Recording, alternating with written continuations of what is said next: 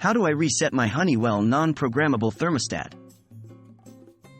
Hello everyone. In this video, we're going to guide you through resetting your Honeywell non-programmable thermostat. It's a simple process, and we'll guide you step by step to make it as easy as possible. Why do I need to reset my thermostat? You might be wondering why you'd need to reset your thermostat in the first place. Well, like many electronic devices, thermostats can also experience minor glitches or errors. Resetting your thermostat can help in clearing out these issues and can bring the thermostat back to its default factory settings. Identifying your thermostat model.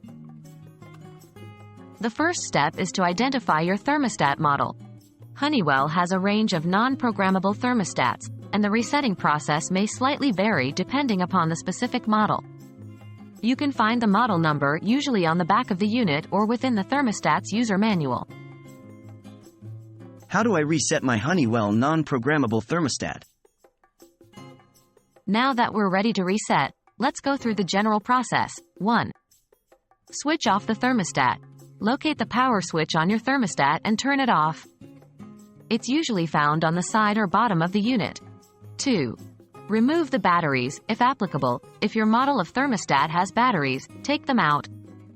You'll typically need to remove the front cover to do this. 3. Wait for a moment. Leave your thermostat switched off, without batteries, for about 5 minutes. This can help to drain any residual power and reset the thermostat settings. 4.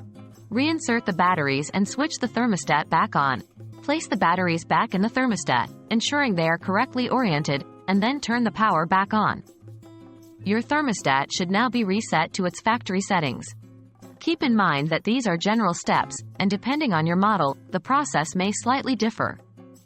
Always refer to your user manual for specific instructions. And there you have it. A step-by-step guide to resetting your Honeywell non-programmable thermostat. Remember, if you're still having issues after a reset, it might be time to call a professional or consider a replacement. Thank you for watching, and we hope this guide was helpful.